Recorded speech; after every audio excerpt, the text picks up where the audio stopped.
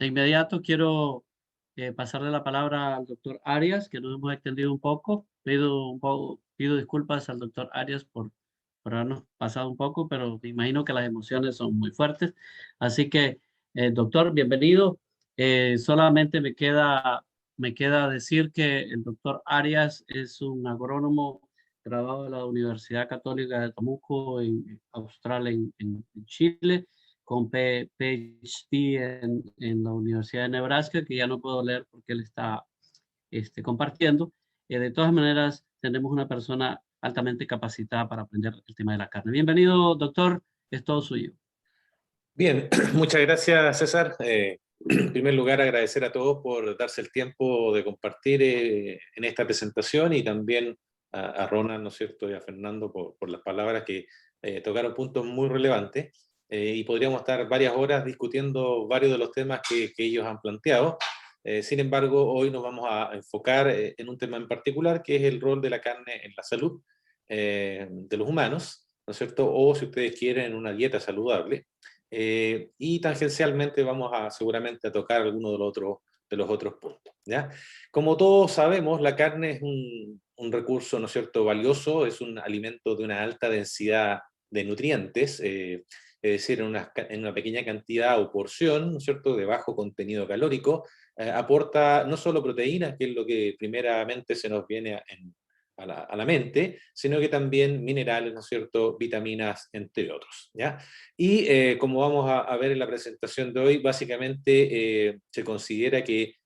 su inclusión en la dieta, ¿no es cierto?, nos permitió evolucionar y ser lo que somos hoy día, ¿no es cierto?, mamíferos inteligentes, sociales, etc.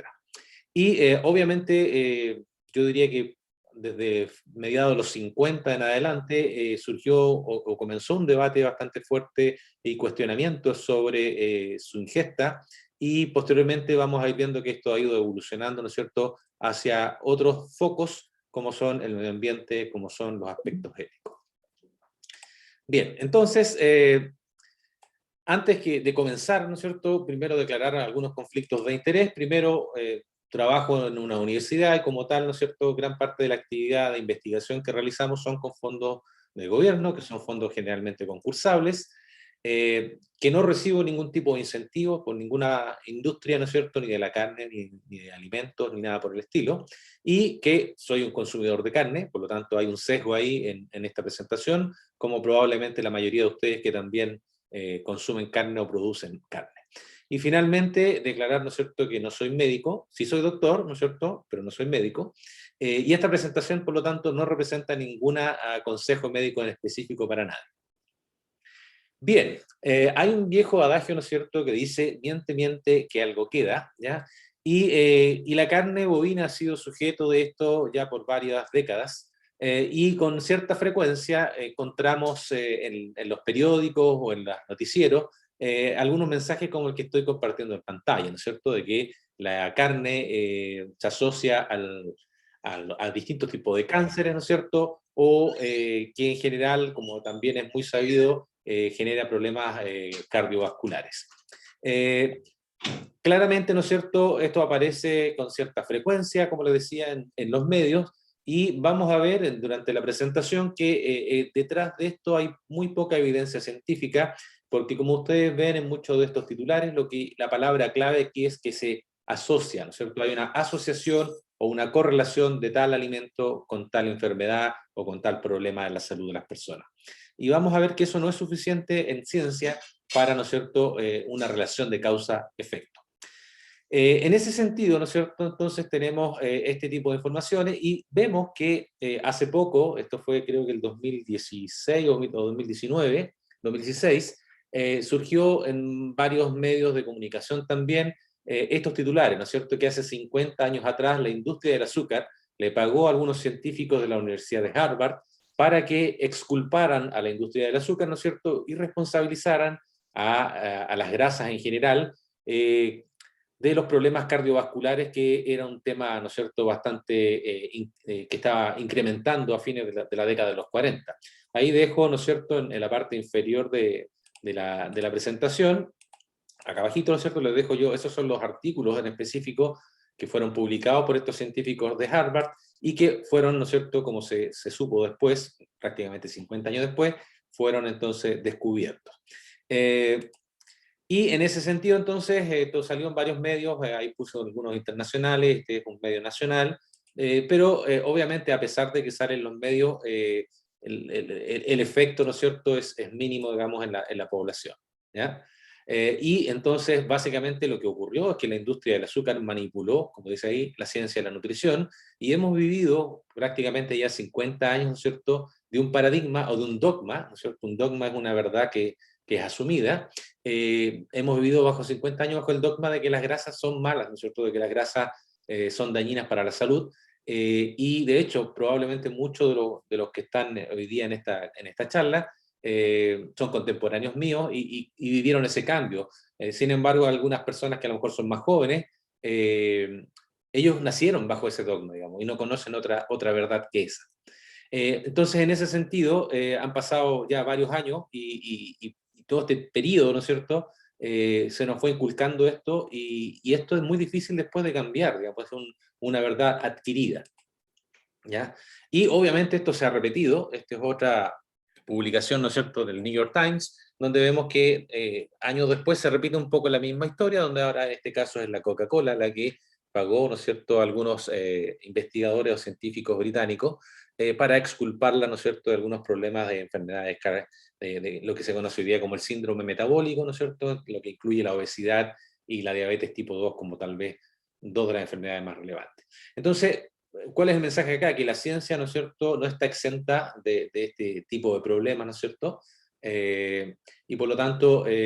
no hay que comprar de buenas a primeras todo lo que aparece en algún titular, ¿no es cierto?, en alguna noticia en la televisión. Sin lugar a dudas, todo esto generó, ¿no es cierto?, un gran desarrollo de la industria alimentaria, ¿no es cierto?, a fines de los 60, principios de los 70, ¿no es cierto?, y de los 80, y hoy día vemos que en general son prácticamente 10, ¿no es cierto?, conglomerados transnacionales, lo que están controlando prácticamente, ¿no es cierto?, lo que es la alimentación planetaria, porque como lo digo, son industrias transnacionales y están presentes en varios países, y hay varios estudios, ¿no es cierto?, que demuestran que hoy por hoy prácticamente un 75% de los productos que se venden en el comercio, en los supermercados o en los negocios, tienen agregado azúcar y tienen agregado sal, ¿ya? Que fue una estrategia que la industria alimentaria adoptó para poder, ¿no es cierto?, mantener la palatabilidad de los alimentos que generaban y obviamente generar también esta dependencia, si ustedes quieren. Entonces, como vamos a ver más adelante, el resultado de todas estas cambios, ¿no es cierto?, obviamente generó la forma en que nos alimentamos, también hubo cambios sociales que explican esto, sobre todo en Estados Unidos, ¿no es cierto?, de las comidas rápidas y de no cocinar en casa, que es una cosa que hoy día se está tratando de recuperar en varios países desarrollados, no tanto así en Latinoamérica, donde todavía, ¿no es cierto?, el tema de cocinar en casa es relevante. Bueno, ¿qué pasó en estos 50 años con la población? Básicamente, ¿no es cierto?, hoy esto es una encuesta que está disponible en Internet, ¿no es cierto?, donde se les pregunta a los norteamericanos, datos de Estados Unidos, de por qué reducen su consumo de carne. Y ustedes ven, ¿no es cierto?, que en la primera columna, ¿no es cierto?, la roja, la principal razón es por temas de salud. Es decir, este mensaje de que las carnes son dañinas, obviamente penetró en la población, ¿no es cierto?, y está en ese inconsciente colectivo. Y después, claro, vienen otras razones, ¿no es cierto?, como el medioambiental, seguridad alimentar, el bienestar animal y temas de conveniencia. Sin embargo, este enfoque que primariamente atacó a las carnes en general y a los productos de origen animal en general, cuyo foco estaba en el tema, ¿no es cierto?, de la salud y la nutrición, poco a poco ha ido mutando o cambiando, ¿no es cierto?, el enfoque, ahí le puse entre comillas yo ataque, hacia un tema más valórico o ético, si ustedes quieren, y hacia un tema, ¿no es cierto?, hoy día ambiental, fundamentalmente el tema del cambio climático, ¿no es cierto?, y los gases de efecto invernadero, que es todo otro tema y que por tiempo hoy día no lo vamos a abordar, pero que más adelante podríamos discutir, ¿no es cierto?, perfectamente. Entonces se genera esta trifecta entre nutrición, ¿no es cierto?, sostenibilidad, si ustedes quieren, con lo tema ambiental, y lo ético-valórico, que hoy día, ¿no es cierto?, son el eje o los frentes por los cuales la producción animal y la producción de carne en particular están siendo atacados, ¿no es cierto? Y con mensajes que están muy bien estructurados y organizados por parte de distintos grupos, ¿no es cierto?, que representan un poco estas líneas. Entonces ya no solo se presenta la carne como poco saludable, sino que también se presenta como, ¿no es cierto?, un problema de existencia, ¿no es cierto?, por el tema del planeta, y un tema, ¿no es cierto?, de maltrato por todo lo que tiene que ver con el bienestar animal. Entonces vemos que hoy día el enfoque ya está cambiando, y vemos titulares como este, ¿no es cierto?, en el The Guardian, donde dice que las escuelas empiezan a tener, ¿no es cierto?, un día sin consumo de carne. Esto se ha extendido ya no solo a nivel de colegio, ¿no es cierto?, de enseñanza básica y media o primaria, sino que también a nivel colegial y universitario. Como, ¿no es cierto?, esta otra portada de la BBC, donde dice que la Universidad de Cambridge, ¿no es cierto?, va a remover de la dieta, ¿no es cierto?, la carne, para contribuir a una reducción, ¿no es cierto?, en la emisión de carbono. Entonces vemos que se están dando toda esta conjunción de elementos. Y por otro lado, entonces, la industria alimentaria empieza nuevamente a ver estas oportunidades y empieza a ofrecernos estas hamburguesas que no son hamburguesas, ¿no es cierto?, o estas carnes de laboratorio,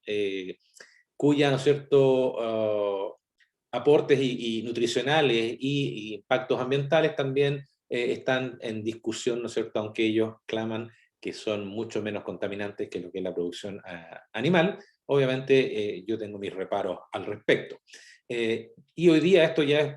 parte de una realidad, ¿no es cierto?, es un nicho de mercado, estas industrias han ido creciendo en las bolsas, ¿no es cierto?, respectivas, pero es una realidad con la cual como productores, ¿no es cierto?, y como industria hay que enfrentarla y hay que ver cuál es la mejor estrategia, ¿no es cierto?, para hacer frente a ella. Entonces,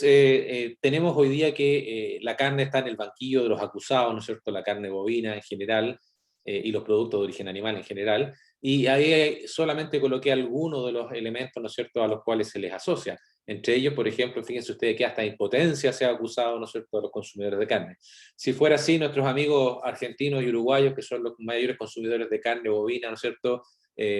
tendrían problemas de natalidad en su país, y esa no es la realidad, ¿no es cierto?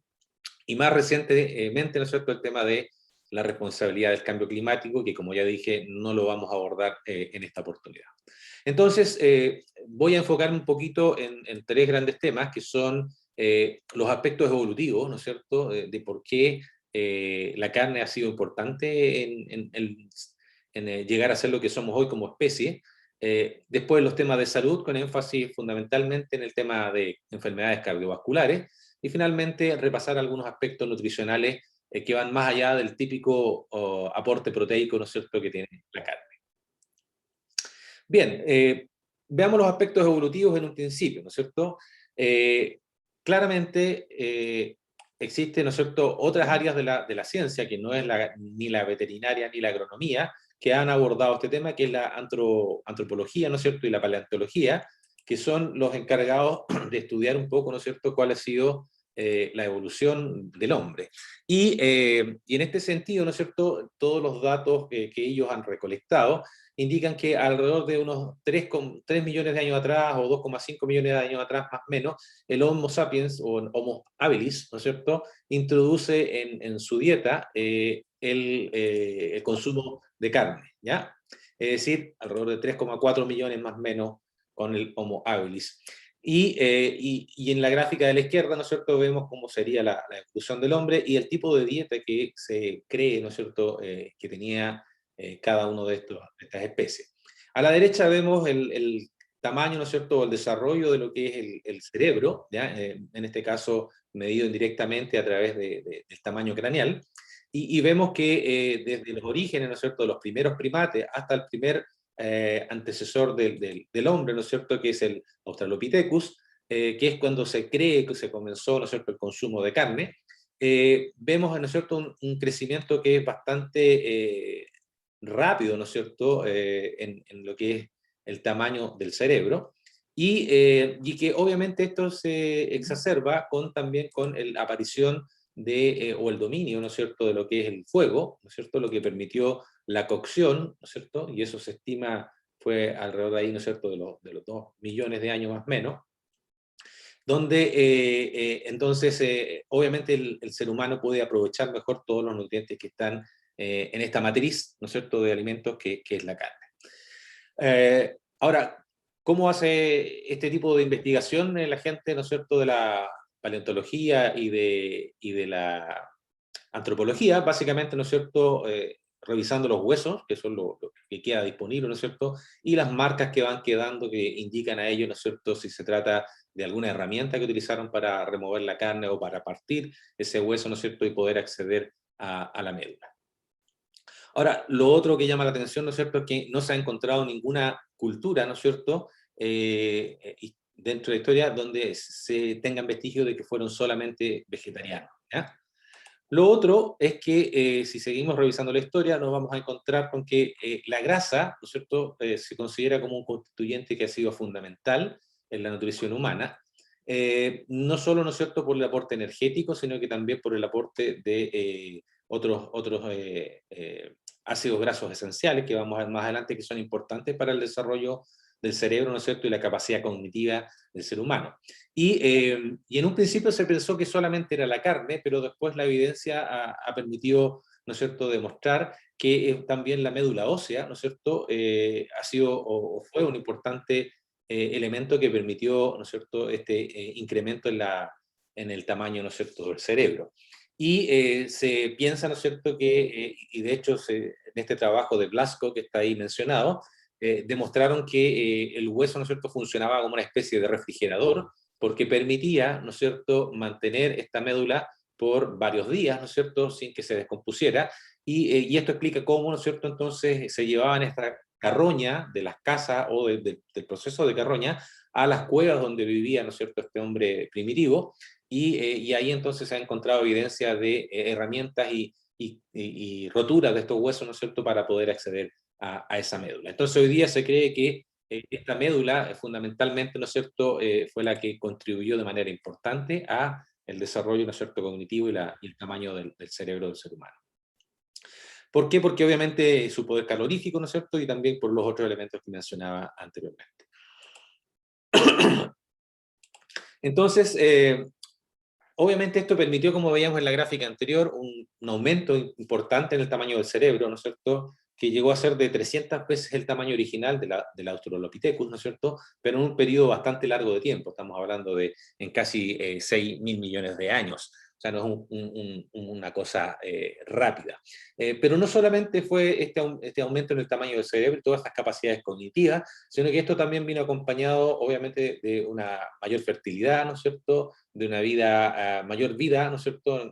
respecto del promedio que tenían para ese entonces, y todos estos elementos, ¿no es cierto?, junto con el aprendizaje de la caza y el uso de las herramientas, le dio estas ventajas al ser humano que se transformaron en el éxito evolutivo a llegar a lo que somos hoy día.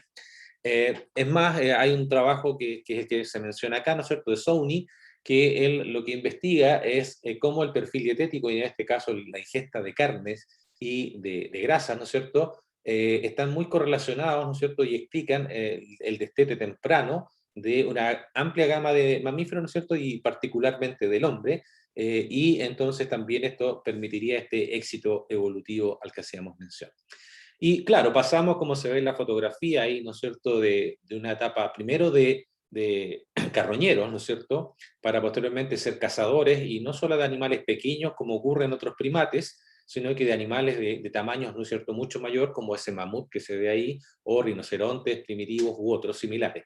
Y con el transporte de esta carne, ¿no es cierto?, a las cuevas que hablábamos anteriormente. Sin embargo, en la medida que fue pasando el tiempo, ¿no es cierto?, vemos en la gráfica acá de la derecha, que pasamos de ser cazadores y recolectores, ¿no es cierto?, a ser, ¿no es cierto?, granjeros y ganaderos, ¿no es cierto?, que vemos arriba, aquí está la escala de tiempo, 14.500 años atrás, y cada uno de estos números representa distintas locaciones o sitios en el planeta donde se ha encontrado evidencia de este cambio, ¿no es cierto?, de cazador-recolector a, ¿no es cierto?, a granjero y ganadero, producto también de la domesticación. Recuerden ustedes que la domesticación de los bovinos es de alrededor de 7.000 a 8.000 años, ¿no es cierto?, más o menos por aquí coincide entonces con este cambio cultural y social, ¿no es cierto?, que representa esa lámina. Ahora, muchas también personas dicen, bueno, ¿por qué no? O se comparan, ¿no es cierto?, con otras especies cercanas, como son varios primates, entre ellos el gorila, y lo que muestro en esta gráfica, ¿no es cierto?, es básicamente que claramente el cerebro humano, ¿no es cierto?, representa, como dice en una lámina más adelante, solamente el 2% del peso corporal. Sin embargo, ¿no es cierto?, es el 20% más o menos de la demanda energética que tenemos diariamente. Y obviamente esta mayor demanda energética tiene que haber sido a costa de algo. ¿Y fue a costa de qué? De una reducción en el tamaño, ¿no es cierto?, del tracto gastrointestinal. Es decir, se redujo el tamaño del tracto gastrointestinal porque junto con el cerebro, ¿no es cierto?, los otros órganos que requieren bastante energía es todo lo que tiene que ver con el proceso de digestión y absorción, ¿no es cierto?, y distribución de estos nutrientes. Entonces, ese fue el costo o el cambio, ¿no es cierto?, que se hizo, es, bueno, en comparación a un gorila, por ejemplo, tenemos como se muestra en la gráfica aquí de la derecha, si ustedes ven el tamaño de los estómagos, en general no hay muchas diferencias, por ejemplo, entre humanos y gorilas, que son la última columna, y la gris, pero sí fíjense ustedes en el intestino, ¿no es cierto?, el ser humano tiene un intestino delgado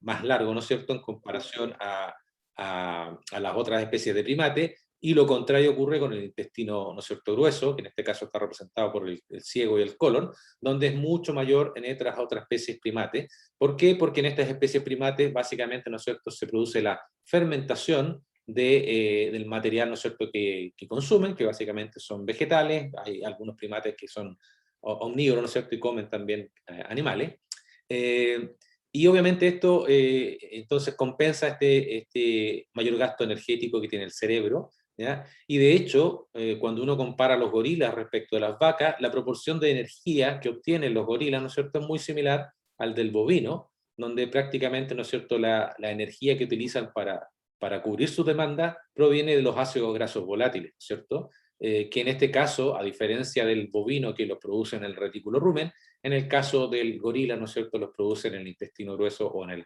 el ciego colon.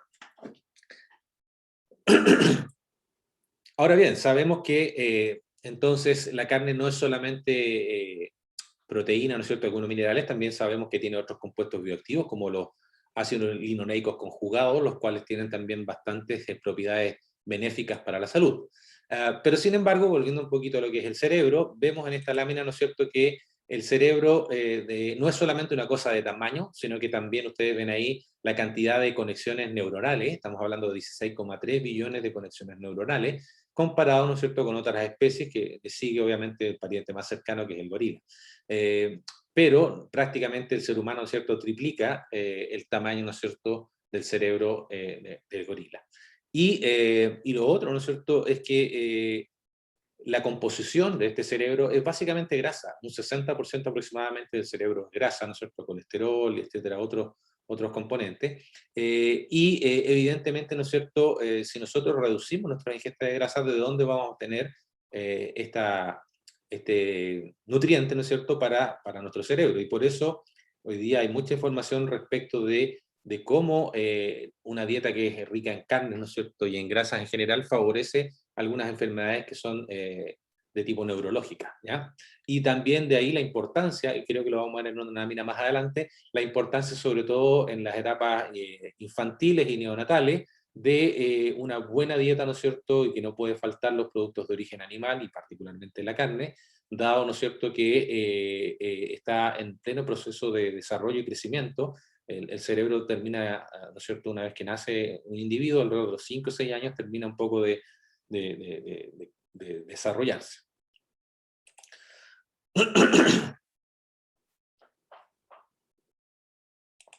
Hay otros autores entonces que hablan de que comer carne es una actividad biocultural, ¿no es cierto? Y la biocultura básicamente es un concepto que involucra no solamente los factores biológicos, sino también que culturales y sociales, ¿ya? Es decir, que tienen que ver con el comportamiento humano, y hay varias ciencias que un poco se dedican a este estudio, como son las ciencias médicas, las sociales, la ecología, ¿no es cierto?, la antropología, y entre otras, ¿no es cierto?, que podríamos seguir mencionando. Pero básicamente ese mensaje, ¿no es cierto?, es que es una actividad biocultural, y obviamente, como ya vimos en las láminas anteriores y les mencionaba, es muy relevante, ¿no es cierto?, en todos los aspectos cognitivos que el hombre tiene, y obviamente involucra también aspectos de religión, ¿no es cierto?, expresión cultural, identidad, etcétera. Y finalmente, ¿no es cierto?, tiene que ver mucho con las tradiciones. Cuando partió la conversación, César hacía mención, ¿no es cierto?, a un pasaje bíblico, y vemos entonces que la carne es parte entonces de nuestra religión y parte de muchas de nuestras tradiciones, y sobre todo a nivel, ¿no es cierto?, latinoamericano. Ahora, si nos enfocamos un poquito más en lo que es el cerebro, en general, cuando uno estudia nutrición, ¿no es cierto?, se nos dice que hay dos ácidos grasos que son esenciales, que son el linoleico y el linolénico, ¿no es cierto?, que generalmente se abrevian con las siglas LA y ALA, y que están presentes respectivamente, ¿no es cierto?, en plantas y animales, ¿ya? Pero realmente lo que nuestro cerebro necesita, ¿no es cierto?, son estos otros ácidos grasos, ¿no es cierto?, que son ácidos grasos de cadena larga, ¿no es cierto?, que son los famosos omega 3 y omega 6, ¿no es cierto?, el eicosapentanoico, ¿no es cierto?, y el docosahexanoico y el araquidónico, ¿no es cierto?, entre otros, y que en general, ¿no es cierto?, esos son los que realmente se necesitan a nivel cerebral, y por eso, ¿no es cierto?, la importancia de comer omega 3, sobre todo en madres que están embarazadas, ¿ya? Entonces el DHA, ¿no es cierto?, es un ácido graso fundamental en lo que es la salud, ¿no es cierto?, y función óptima a nivel cerebral, y como ustedes ven en esta lámina, tiene un sinfín de funciones, tanto, ¿no es cierto?, cognitivas, como del sueño, como de la depresión, la demencia, etcétera, y los colores de estas flechitas indican, ¿no es cierto?, estudios más bien clínicos o epidemiológicos que sustentan un poco esta afirmación, ¿ya? Lo otro interesante acá es que en general, si bien es cierto, ¿no es cierto?, el ser humano puede sintetizar, ¿no es cierto?, o producir a partir de ácido alfa-linoleico, ácido, ¿no es cierto?, EPA o DHA, se ha demostrado, ¿no es cierto?, que esta capacidad es limitada y que varía entre un 0 y un 9% más o menos. De hecho, en algunos estudios, ¿no es cierto?, en que se ha comparado estos niveles en personas que tienen dietas veganas o vegetarianas, se ha demostrado que tienen o presentan niveles, ¿no es cierto?, inferiores que son del orden del 31 y 59% respectivamente, como se muestra acá, respecto de individuos que son omnívoros. Es decir, existe una capacidad, pero es limitada, y si esto, ¿no es cierto?, lo mantenemos en el largo plazo, obviamente se va a ver afectada nuestra salud cognitiva. Y obviamente están las tradiciones, ¿no es cierto?, culturales, la asociación, la sociabilidad, ¿no es cierto?, que representa un asado.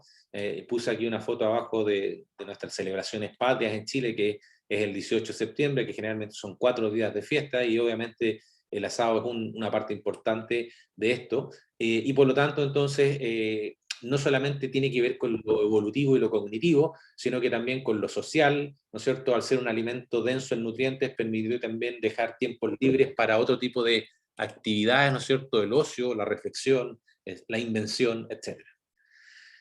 Bueno, entonces, para ir resumiendo un poco esta parte, por más de 3 millones de años, ¿no es cierto?, los animales o los productos de origen animal fueron y han sido parte de la dieta del ser humano, y como decíamos, nos permite ser lo que somos hoy en día. Sin embargo, ¿no es cierto?, prácticamente en 40 o 50 años pasaron a ser el enemigo, ¿no es cierto?, no solo de la salud, sino que también ahora del planeta. Entonces, ¿qué pasó? ¿Dónde nos desviamos del camino, digamos? ¿Ya? Y bueno, y ahora vamos a entrar un poquito a tratar a responder esa pregunta, y podemos resumirlo un poquito en esta lámina. Todo parte, ¿no es cierto?, con el descubrimiento de unos investigadores rusos, ¿no es cierto?, que se pusieron a alimentar, ¿no es cierto?, a unos conejos con dietas de productos de origen animal, sorpresa, ¿no es cierto?, descubrieron que se acumulaba colesterol y causaba daño arterial. Obviamente, el conejo no es una especie que esté adaptada, ¿no es cierto?, no tiene la batería fisiológica y bioquímica para digerir colesterol, ¿no es cierto?, porque lo produce, ¿no es cierto?, en forma natural. Bueno, avanzando en el tiempo, después, ¿no es cierto?, entre el 1920 y 1950 se descubrieron las lipoproteínas, y ya en 1940 empezó a aumentar de manera importante en Estados Unidos las muertes por ataques al corazón, ¿ya? Y no se sabía cuál era la causa de este problema, ¿ya?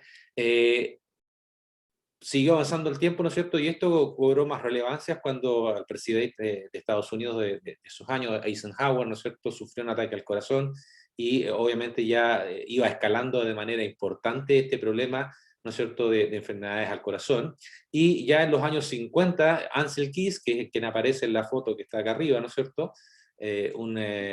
investigador de la Universidad de Minnesota, empezó a investigar, ¿no es cierto?, y asoció que el colesterol en sangre, ¿no es cierto?, se asociaba con enfermedades cardíacas y con las lipoproteínas, ¿no es cierto?, lo que conocemos hoy día como el LDL y el HDL. De hecho, es en 1955 que se hace, ¿no es cierto?, esta separación de estas dos lipoproteínas, ¿ya? Y que posteriormente conocimos nosotros como el bueno y el malo, digamos, ¿verdad?, que en estricto rigor no es tan así. Ya en los años 70 recién se descubre, ¿no es cierto?, que el problema más serio lo causa el LDLE, esta lipoproteína, ¿no es cierto?, que es oxidada, ¿ya? Y ya vamos a ver un poquito más en detalle una información al respecto, y que es justamente la que se va acumulando en la placa aterogénica, ¿no es cierto?, en las arterias fundamentalmente del corazón. En 1977, ¿no es cierto?, producto de toda esta presión que va generando Ansel Keys con su grupo de investigación y con el apoyo del senador McGovern, ¿no es cierto?, se crean o se lanzan, ¿no es cierto?, las guías nutricionales. Es importante señalar aquí que hay videos que ustedes pueden encontrar en YouTube de algunas sesiones de la época, donde varios investigadores se oponen diciendo que en realidad no hay evidencia científica como para llegar a estas recomendaciones que en resumen decían que había que reducir, ¿no es cierto?, el consumo de productos animales porque eran altos en colesterol, ¿ya? Y el senador le dice, bueno, los científicos tienen el lujo, ¿no es cierto?, de darse el tiempo para encontrar la evidencia, los políticos no, y finalmente salieron esas guías nutricionales que se transformaron posteriormente, a lo mejor ustedes se acordarán, en la famosa pirámide alimenticia que fue por ahí por los años 80, ¿no es cierto?, más o menos donde surge esta pirámide alimenticia. Y ya más avanzando en el tiempo, a fines de la década de los 80, principios de los 90, se descubren los patrones, ¿no es cierto?, de LDL, ¿no?, el patrón A y D, que vamos a ver más adelante también, donde también hay una diferencia fisiológica, ¿no es cierto?, o de qué es lo que ocurre con las personas. Y tuvimos una portada, ¿no es cierto?, en los años 80, de Time, ¿no es cierto?, que decía, el colesterol, ¿no es cierto?, es el responsable de las enfermedades cardiovasculares,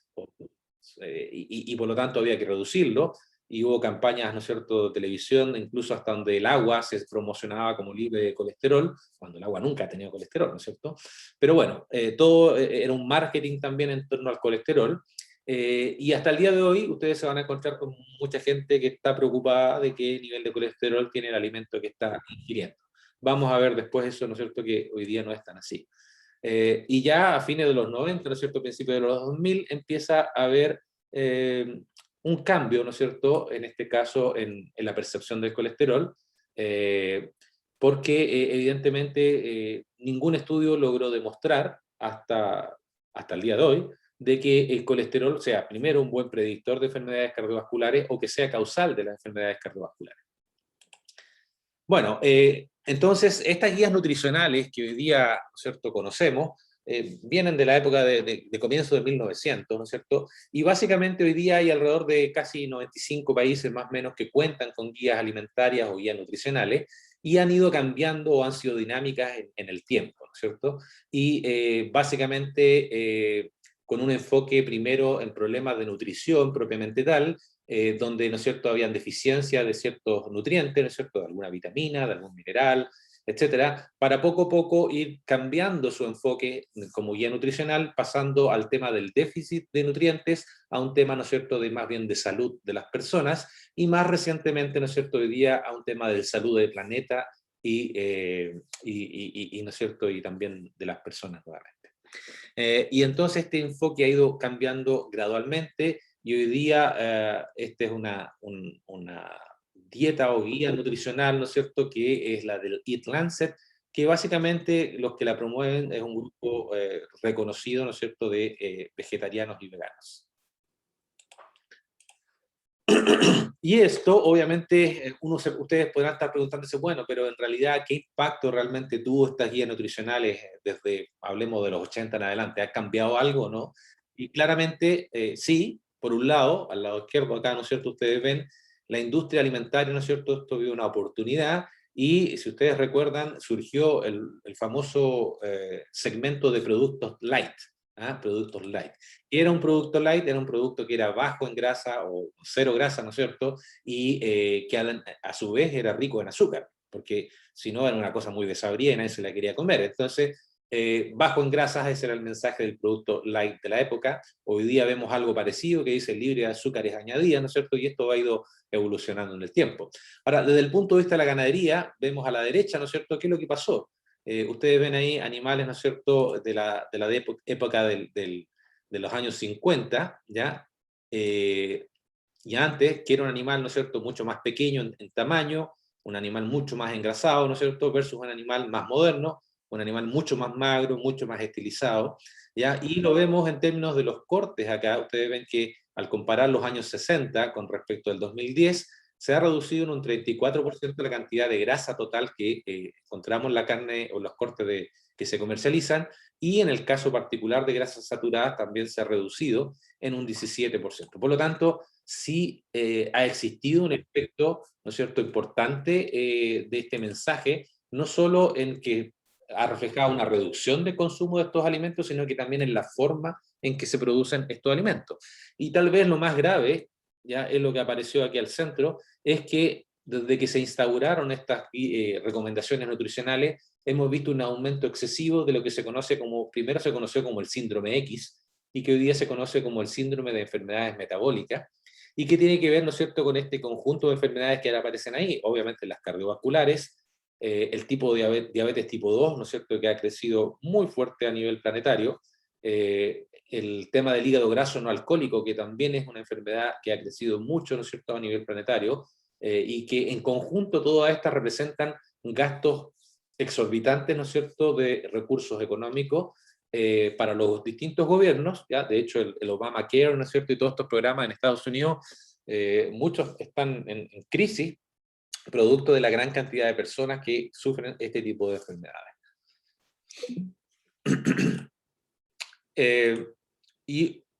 Un poco esta dieta Eat Lancet, ¿no es cierto?, que es la que está promoviendo un grupo de personas que son más bien vegetarianas y veganas. Fíjense ustedes, solo un 12,15% de lo que ellos recomiendan son productos de origen animal, ¿ya? Y básicamente, ¿no es cierto?, más bien productos lácteos que cárnicos, ¿ya? Los cárnicos, como ustedes ven ahí, es una versión muy, muy pequeñita, ¿no es cierto?, que son estas proteínas de origen animal, y que si ustedes la dividen, ¿no es cierto?, en corderos, cerdos, terneros, etcétera, ahí va todo mezclado como fuente de proteína, por lo tanto son cantidades muy ínfimas, de las cuales solo las carnes representarían un 6% de las calorías que uno debería comer, ¿ya? Y obviamente en el caso de los rumiantes eso sería un 0,6%, o sea, la nada misma. Entonces prácticamente lo que quieren ellos es eliminar la ganadería de carne.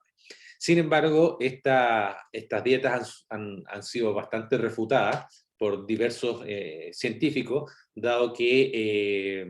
tiene muchas falencias desde el punto de vista científico, ¿no es cierto?, y no sería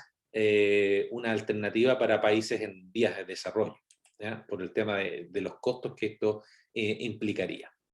Ahora, quiero ir un poquito más atrás, ¿no es cierto?, y al origen de toda esta teoría de los lípidos, ¿no es cierto?, y el colesterol, y enfocarme en un concepto que es súper importante, que es la correlación y la causalidad, ¿ya? El estudio de Ansel Keys, que dio origen a todo esto, que fue el de los 7 países, ¿no es cierto?, es el que está representado acá a la izquierda, donde Ansel Keys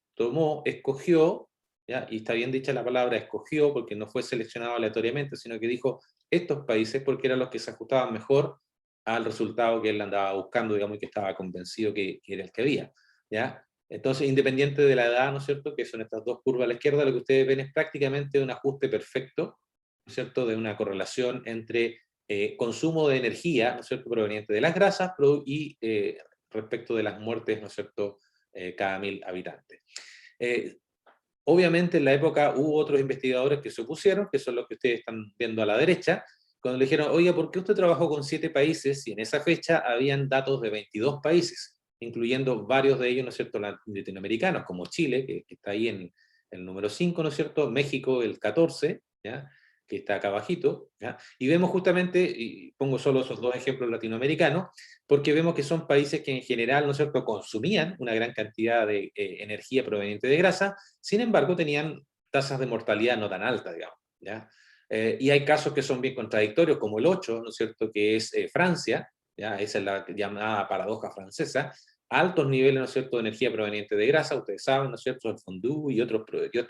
grandes consumidores de queso, etcétera. Y fíjense ustedes el número 7, que es Finlandia, que también tenía consumos similares a Francia, pero sin embargo tasas de mortalidad mucho mayores, ¿no es cierto?, a las de Francia. Y lo mismo ocurría con Estados Unidos, ¿no es cierto?, que es el 22, respecto de países como, ¿no es cierto?, Noruega, que es el 17. Entonces aquí se cae un poco, ¿no es cierto?, esta teoría de Ansel Keys, ¿no es cierto? Y además había otro investigador de la época que era un británico, ¿no es cierto?, John Judkin, que escribió un libro que se llamaba Blanca, Mortal, ¿no es cierto?, y Deseable o algo por el estilo, y se refería al azúcar.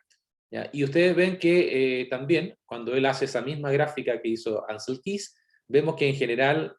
coinciden básicamente, ¿no es cierto?, aquellos países en términos cuando la cantidad de energía provenía de grasas saturadas o del azúcar era muy parecida. Entonces, ¿quién es el culpable acá? ¿Es la grasa o es el azúcar? Y recuerden ustedes que al principio de la charla les dije yo que la industria del azúcar había pagado, ¿no es cierto?, investigadores de Harvard para exculpar al azúcar de su responsabilidad, ¿ya? Entonces aquí vemos que la evidencia se va entonces conjugando en ese sentido.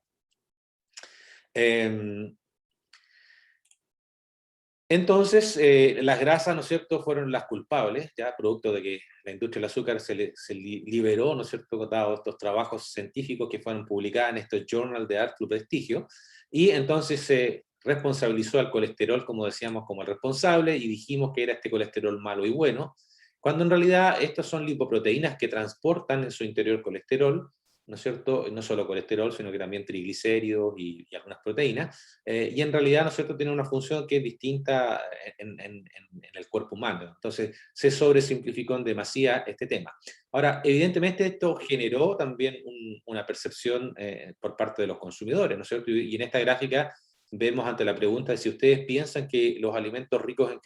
colesterol son malos para su corazón. Si lo vemos a nivel global, más de la mitad de las personas dice que sí, ¿ya? Y obviamente esto cambia un poco en función de qué región del planeta estemos hablando, pero en general, como promedio, sí hay una percepción, ¿no es cierto?, que el colesterol es malo. Estamos hablando, estos son datos, si no recuerdo, del 2019, por ahí, algo presente y vigente todavía, ¿cierto? Ahora, la verdad es que se ha avanzado mucho en el conocimiento de los lípidos, ¿no es cierto?, y de las lipoproteínas, que son estas proteínas que transportan, ¿no es cierto?, a las grasas en sangre, porque recuerden que son hidrofóbicas, ¿no es cierto?, las grasas, por lo tanto tienen que tener un sistema de transporte en un medio que es acuoso como es la sangre. Y ustedes ven, ¿no es cierto?, que básicamente el LDL y el HDL, que son el malo y el bueno, como se le conoce habitualmente, cada uno de estos colores representa distintos componentes que transportan, ¿no es cierto? Y colesterol es uno de ellos, ¿ya? Pero también, ¿no es cierto?, son los triglicéridos y son, ¿no es cierto?, los fosfolípidos y las proteínas.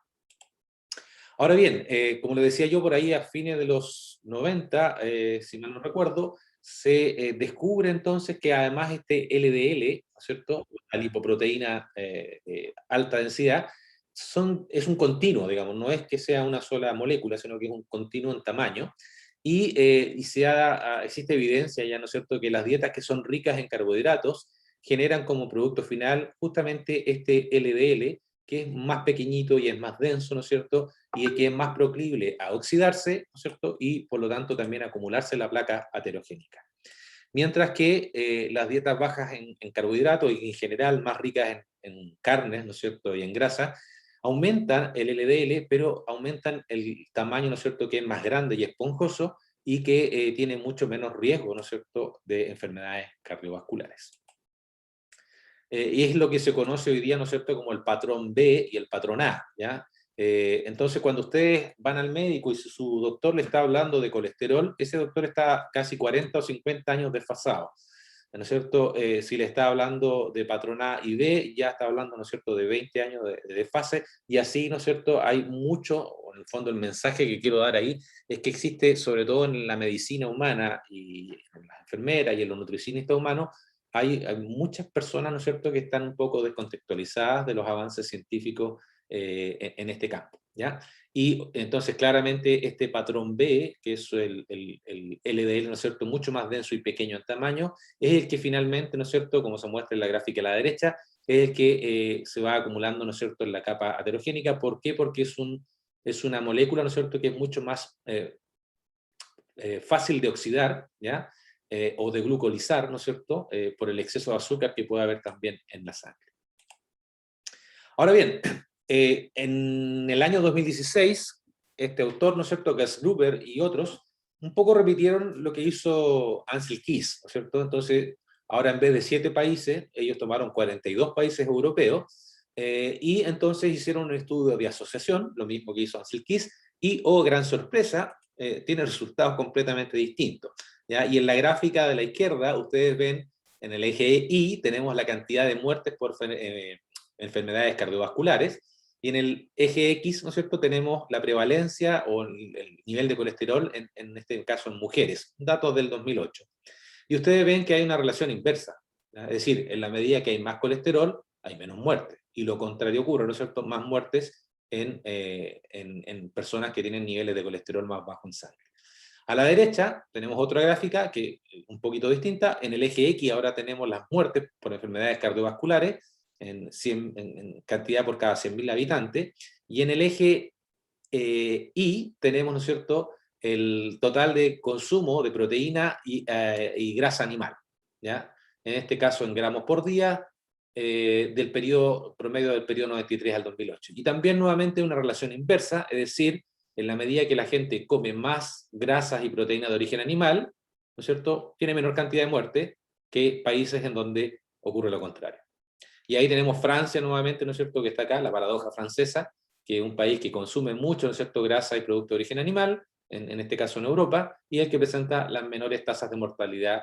por enfermedades cardiovasculares. Entonces estos autores a qué conclusión llegaron, dijeron, bueno, en realidad nuestros resultados ¿no es cierto?, logran asociar las enfermedades cardiovasculares con el consumo de ácidos grasos saturados, ¿no es cierto?, o con carnes en este caso, y además entonces debería revisarse el tema de las recomendaciones nutricionales. Más datos para poder, ¿no es cierto?, aseverar lo mismo. Este es un dato del 2017, ¿no es cierto?, de datos estadísticos de la Unión Europea, de estudios cardiovasculares, y ustedes ven ahí que los países, ¿no es cierto?, que tienen colores más oscuros, son aquellos que presentan, ¿no es cierto?, la mayor cantidad de energía consumida proveniente de las grasas. Entonces, veamos el caso de España, por ejemplo, Italia, Francia, ¿no es cierto?, entre los países que son más oscuros, es decir, países donde la dieta de grasas, ¿no es cierto?, en general es más relevante. Y a la derecha aparece ahora el gráfico de las muertes por enfermedades, ¿no es cierto?, cardiovasculares. Y, oh sorpresa, nuevamente ocurre lo contrario, es decir, Italia, Francia, ¿no es cierto?, España, que son los que comen más grasa, digamos, o energía proveniente de las grasas, son los que tienen menores tasas, ¿no es cierto?, de mortalidad por estas enfermedades. Entonces, nuevamente está contradiciendo lo que dio sustento a la teoría de los lípidos, ¿no es cierto?, de Ansel Keys. Lo mismo acá arriba, vemos, ¿no es cierto?, cómo en la medida que aumenta el contenido de ácidos grasos saturados en la dieta, disminuye entonces, ¿no es cierto?, la mortalidad, en este caso, por cada 100.000 habitantes, en este caso también enfermedades cardiovasculares. Les recuerdo que hoy día la Asociación Americana del Corazón, ¿no es cierto?, y otras, están recomendando consumo de ácido graso saturado en las guías nutricionales actuales de menos del 7, algunos están hablando del 6%, ¿ya? Y antiguamente estábamos por sobre el 15. Y este otro es otro estudio también similar, donde vemos acá años de seguimiento en el eje X, ¿no es cierto?, 10 años de seguimiento a una población, en la cual se ve, ¿no es cierto?, la cantidad de muertes por todas las causas acumuladas, ¿no es cierto?, en ese periodo, y se asoció con los contenidos de colesterol, ¿cierto?, en este caso, y vemos justamente que la curva de más abajo, que es la que estoy mostrando, es la que tiene menos mortalidad acumulada, es la que tiene mayores contenidos de colesterol. Fíjense ustedes, 252 miligramos por decilitro, Hoy día, si ustedes tienen más de 200, inmediatamente el médico les va a recetar estatinas, ¿no es cierto?, para reducir el colesterol, ¿no es cierto?, en sangre. Y la que tiene el más alto es justamente la que tiene los menores niveles de colesterol en sangre. Entonces, hoy día, digamos, hay muchas, o durante todos estos años se ha buscado, ¿no es cierto?, algún predictor de enfermedades cardiovasculares, y en realidad no tuvo éxito el colesterol, no tuvo éxito el LDL, éxitos relativos, ¿no es cierto?, en algunas relaciones de estos lípidos. Y hoy día tal vez el que mejor anda es el que estoy mostrando yo, que es una relación entre triglicéridos y HDL, ¿ya?, donde ustedes ven acá en la curva, estos puntos negros son el porcentaje, ¿no es cierto?, o la frecuencia del LDL patrón A, que es el más esponjoso y grande, ¿ya? Y los puntos abiertos o blancos son el LDL patrón B, ¿no es cierto?, que es el más pequeño y denso, que es el que más se acumula en la placa aterogénica. Y ustedes ven que cuando hay un cambio, ¿no es cierto?, aquí en estas concentraciones, cuando se llega más o menos al 50%, es cuando la relación entre triglicéridos y HDL es del orden de 3,8 a 4 más o menos.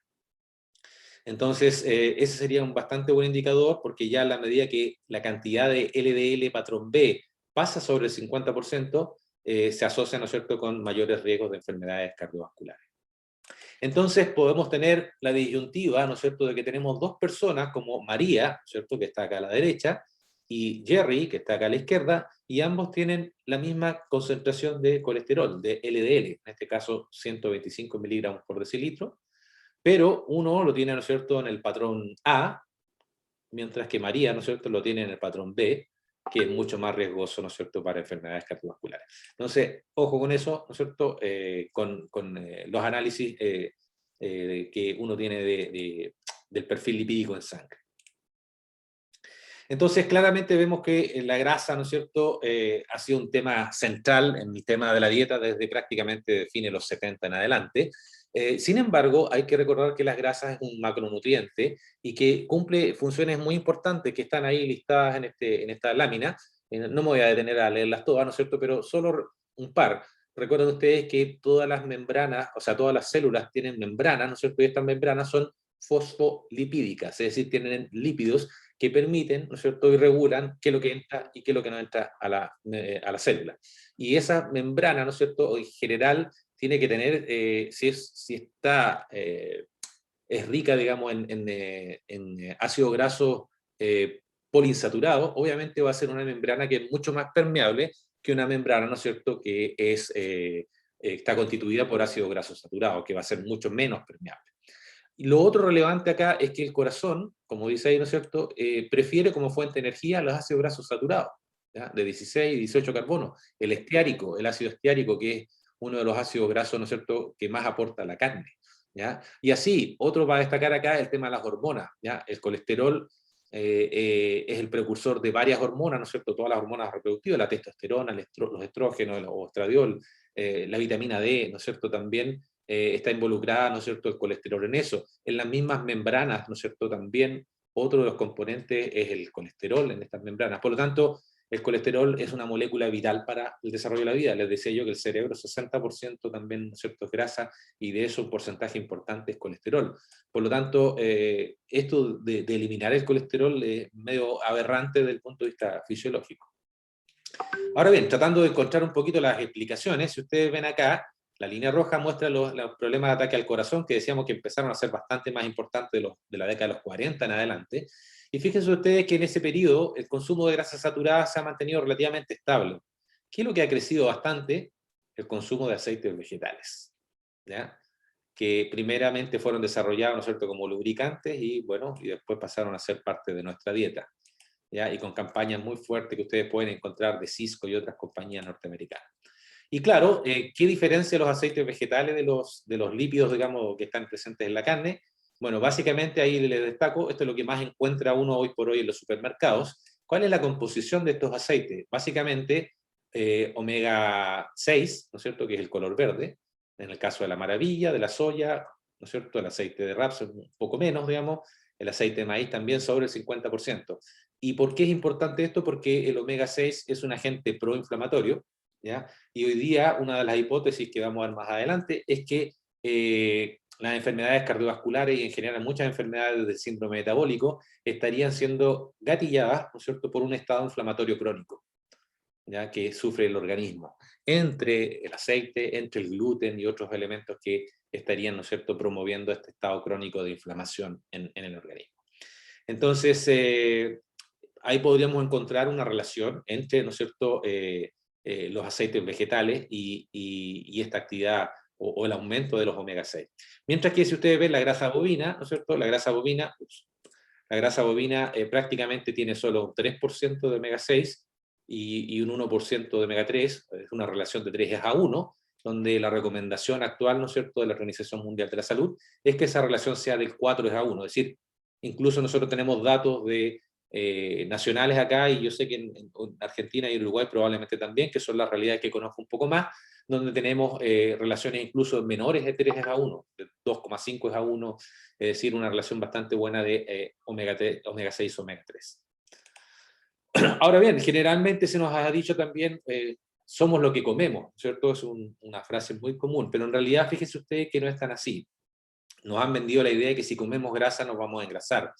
cuando en realidad lo que ocurre, ¿no es cierto?, es que si nosotros comemos carbohidratos nos vamos a engrasar, porque cuando comemos muchos carbohidratos, ¿no es cierto?, aumenta el nivel de glucosa en sangre y el organismo tiene que secretar entonces, el páncreas, ¿no es cierto?, secreta insulina para bajar la concentración de azúcar en sangre, ¿no es cierto?, y eso tiene que irse a algún lado. ¿Dónde se va? ¿No es cierto?, a formación de grasa.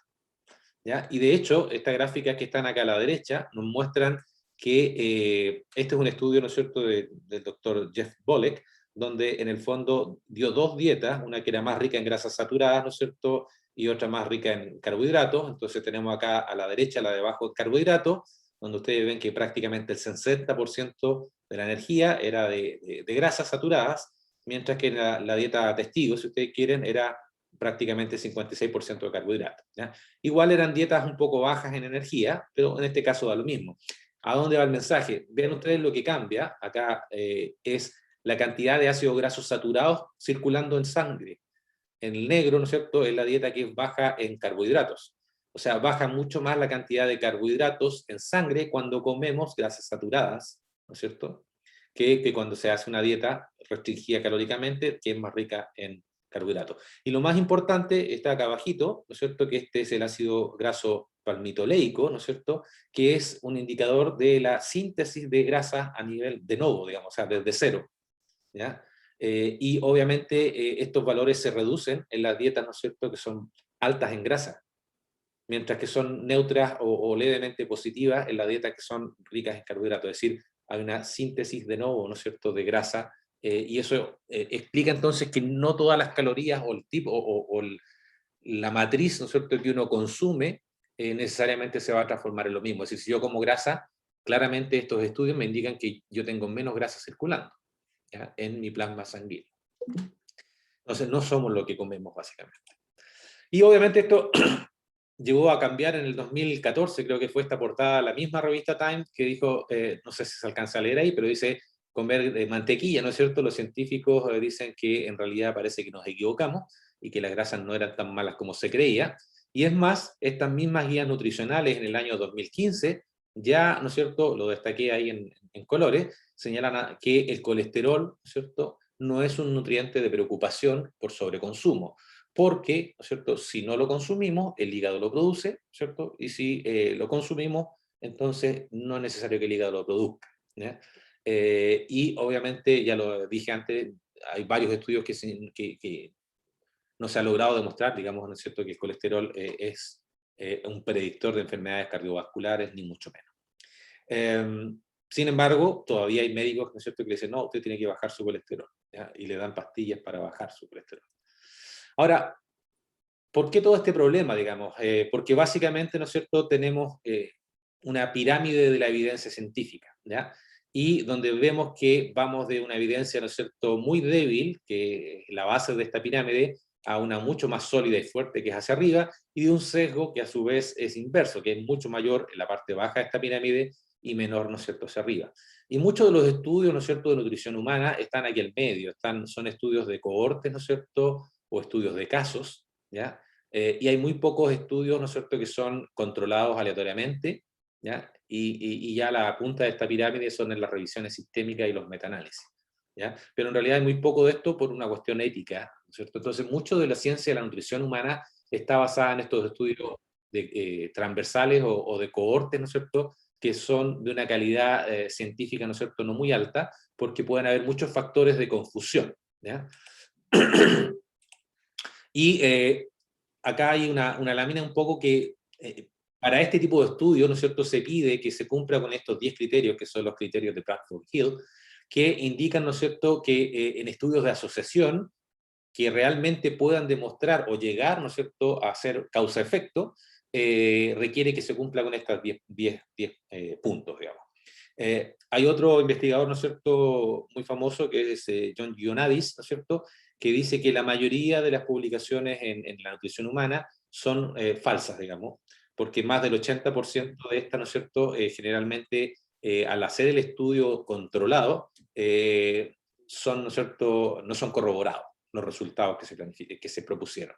Por lo tanto, hay aquí un tema muy serio, porque muchos de las consejos y guías nutricionales están basadas en este tipo de casos.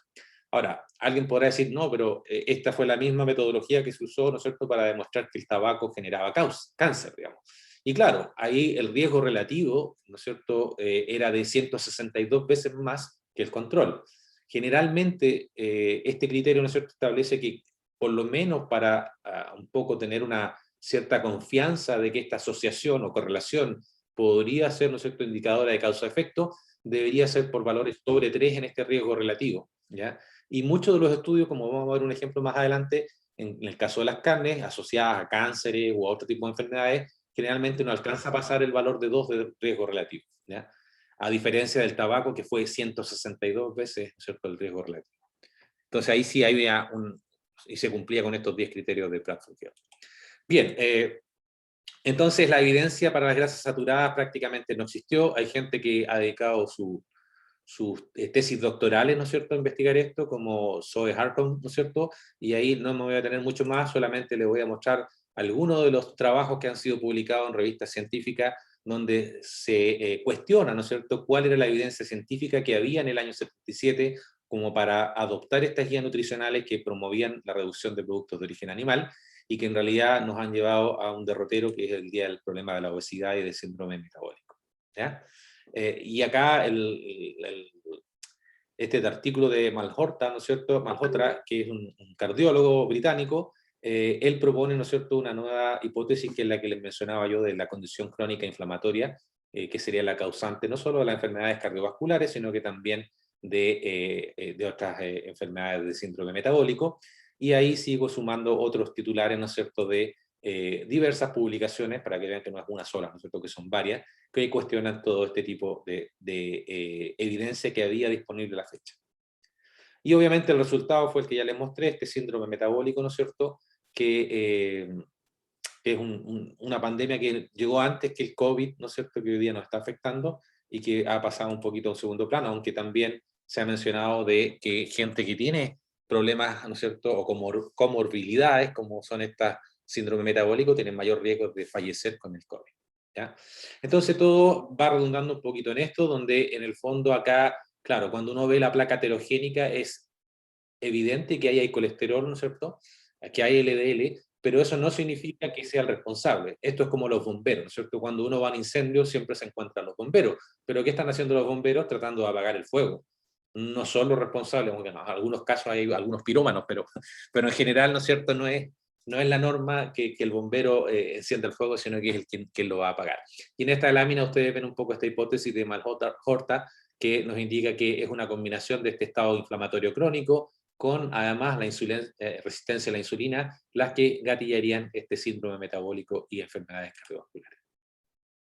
Sobre todo, ¿no es cierto?, estas pequeñas partículas de LDL, de patrón B, que entonces son fácilmente oxidables por, ¿no es cierto?, a nivel celular, y que son las que entonces se acumulan en esta placa aterogénica.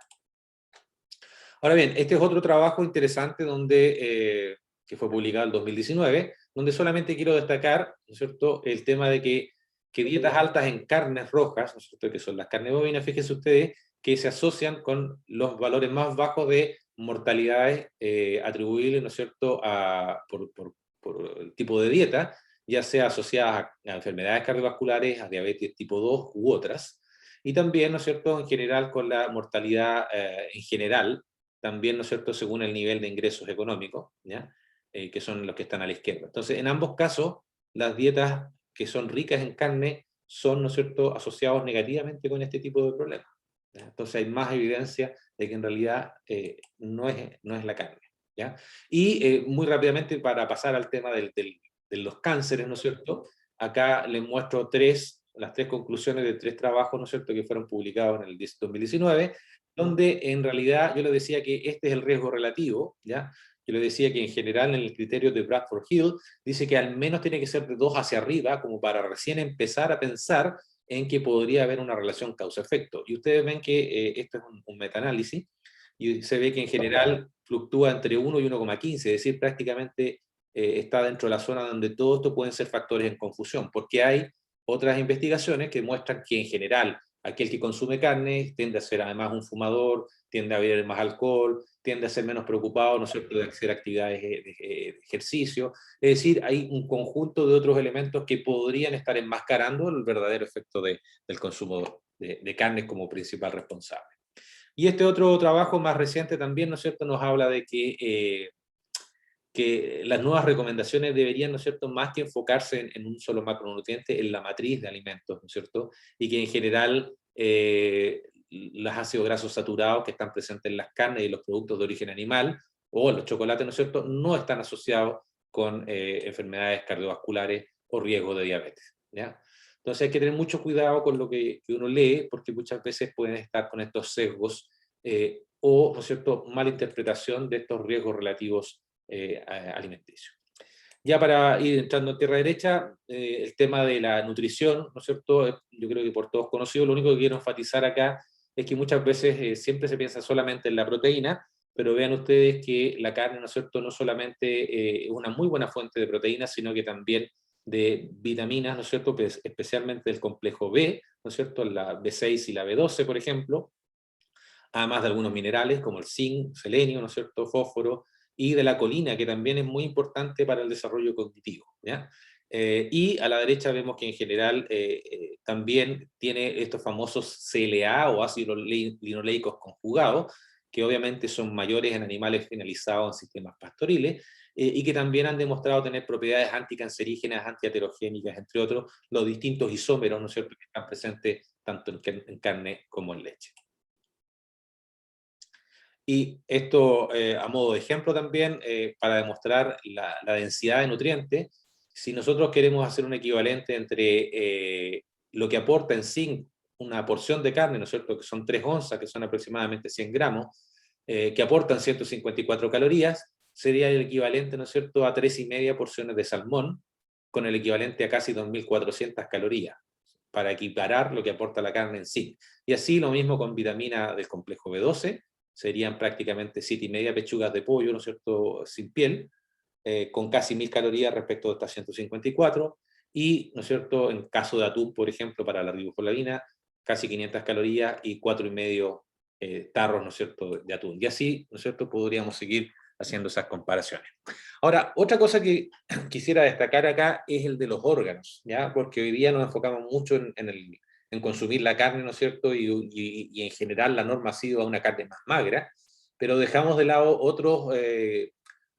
subproductos, ¿no es cierto?, de la carne, como son la lengua, ¿no es cierto?, el hígado, el corazón, los riñones, ¿no es cierto?, los intestinos, que también aportan, y ahí, ¿no es cierto?, destaco el hígado sobre todo, ¿no es cierto?, son muy ricos en vitamina C, por ejemplo, ¿no es cierto?, y otros nutrientes importantes, y que antes también eran parte habitual, ¿no es cierto?, de una dieta más completa, y que hoy día prácticamente muy pocas personas consumen. Desde el punto de vista de la vitamina B, ¿no es cierto?, muy importante en todo lo que tiene que ver con la parte neurológica y cognitiva, ¿no es cierto? Estas vitaminas del complejo B, solo para recordar, son, ¿no es cierto?, la tiamina, la riboflavina, la niacina, la pirodexina, que es la 6, ¿no es cierto?, la biotina, que es la 7, el ácido fólico, que es la B9, y la B12, que es la cobalamina, ¿no es cierto?, entre otras, y que como ustedes ven en esta gráfica, influye en el buen ánimo, ¿no es cierto?, en el estado inmune, en la estamina o en la energía que uno tiene, entre otras cosas, ¿ya? Y la colina, que es otro elemento que está, ¿no es cierto?, presente en la carne, también, ¿no es cierto?, muy importante en el metabolismo energético, pero también en el cerebro, sobre todo en los infantes, ¿no es cierto?, en las capacidades cognitivas, ¿ya?, de las personas. Y este es un problema que está cobrando relevancia, ¿no es cierto? De hecho, esta es una publicación del 2019 donde se plantea, ¿no es cierto?, de que probablemente hay un déficit de colina en el Reino Unido y quizás en otros países también, ¿no es cierto? No lo sabemos, pero la colina juega un rol bastante importante en varios procesos, ¿no es cierto?, de estructura celular, en el mensaje celular, ¿no es cierto?, en el transporte y el metabolismo de las grasas, en la síntesis de ADN, ¿no es cierto? Y recuerden que se está replicando el ADN permanentemente en nuestro cuerpo, y también todo lo que es el sistema nervioso central. Por lo tanto, la colina es un nutriente, digamos, que es importante. Y la vitamina B12 también, ya lo decíamos, ¿no es cierto?, asociada cuando es deficiente a diversos problemas como son los que se muestran ahí, y claramente, ¿no es cierto?, la única fuente de vitamina B12 o cobalamina son, ¿no es cierto?, los productos de origen animal. Aquellas personas que practican una dieta vegana o vegetariana o cualquiera de estas variantes, necesitan, ¿no es cierto?, consumir suplementos. Por lo tanto, no hay otra posibilidad. Hay solo un par de plantas por ahí que están mencionadas en la literatura, unas algas, pero que son muy poquitas lo que proporciona y de una biodisponibilidad también muy baja, o sea, no hay competencia. Y acá también podríamos mencionar la taurina, que es un aminoácido, ¿no es cierto?, que está presente también en los productos de origen animal, también muy importante en varios procesos fisiológicos en el ser humano, y que también, si bien es cierto, el ser humano lo puede sintetizar a partir de cisteína y metionina, también tiene así como lo veíamos con la síntesis de el DHA y el EPA, también en este caso es una síntesis que es bastante limitada en los seres humanos. Ahora bien, la grasa, ¿no es cierto?, no solamente aporta calorías, como ustedes ven acá, también aporta vitaminas liposolubles, como la vitamina K, A, ¿no es cierto?, etcétera, omega 3, ¿no es cierto?, la que estábamos hablando recién, el EPA y el DHA, ácidos linoleicos conjugados, ¿no es cierto?, con sus distintos isómeros, la coenzima Q10, ¿no es cierto?, que es muy importante en el proceso energético porque es la cadena transportadora de electrones, ¿no es cierto?, en la que permite justamente estos saltos de electrones que a nivel de la mitocondria se genere el bombeo de ATP, y obviamente también, ¿no es cierto?, es una fuente de ácidos grasos trans de origen ruminal, que también son importantes, ¿no es cierto?, para la nutrición del ser humano. Este es un estudio publicado en el 2005 y 2007, y vemos que en general, ¿no es cierto?, las carnes de animales finalizados con grano o en pastura, con, ¿no es cierto?, la suplementación de un antioxidante, y vemos claramente que hay diferencias en niveles de alfa-tocoferol, ¿no es cierto?, y también de betacaroteno, así como de ácido ascórbico cuando son entre grano y pastura, y también, ¿no es cierto?, en algunos casos diferencias cuando son o no suplementados. Por lo tanto, vemos ahí, ¿no es cierto?, que esto es relevante. Lo otro que hay que mencionar es que esta vitamina K, que es la que se menciona ahí, también podemos encontrar algunas vitaminas K, ¿no es cierto?, de origen vegetal, que es lo que vamos a ver en esta lámina que viene, que es la K1, ¿no es cierto?, perdón, la K2, ¿no es cierto?, que es no, ¿quién digo? La K1 es la que está, ¿no es cierto?, en los vegetales, pero que en general es de una biodisponibilidad mucho menor que la que encontramos en los productos de origen animal, que es la variante K2 o la menoquina, ¿ya? Este otro estudio es muy interesante porque es uno de los pocos estudios que hay con niños. Este fue un estudio que se hizo en Kenia, si mal no recuerdo, donde se dieron 4 tratamientos, ¿ya? Una dieta control, ¿ya? Una dieta, ¿no es cierto?, que era isocalórica a la de leche y carne, que fueron, ¿no es cierto?, niños que fueron suplementados con carne, ¿no es cierto?, solo leche, un equivalente en vegetales, pero isocalórico a estas dos, y una dieta control, que era lo que comían estos niños, ¿no es cierto?, en estos colegios, fueron varios colegios, y lo que se observó, ¿no es cierto?, se tomaron controles cognitivos, ¿no es cierto?, o de capacidad cognitiva, y se vio que aquellos niños que fueron suplementados con carne mejoraron sustancialmente sus respuestas, ¿no es cierto?, respecto del mismo control que habían dado las pruebas al inicio, también hubo una mejora en la leche, pero inferior, mientras que los niños que estuvieron en el tratamiento control y en la dieta que era isoenergética, tuvieron un peor desempeño respecto de la primera prueba que dieron en el periodo. Y mientras tanto, también se evaluaron en los recreos, ¿no es cierto?, la cantidad de actividad, ¿no es cierto?, liderazgo y la capacidad de iniciativa, ¿no es cierto?, proactividad que tenían los niños. Y en todos los casos, los niños que fueron alimentados o suplementados con carne estuvieron, ¿no es cierto?, en el mejor desempeño, ¿no es cierto?, en los años en que esto se hizo el seguimiento de evaluación. Por lo tanto, acá tenemos claramente, y sobre todo en niños, una evidencia de que es relevante, ¿no es cierto?, que los niños consuman esta fuente alimenticia. Y lo otro es que el cerebro siempre se nos ha dicho también, ¿no es cierto?, que en general usa glucosa como fuente de energía. Ese también es otra tergiversación.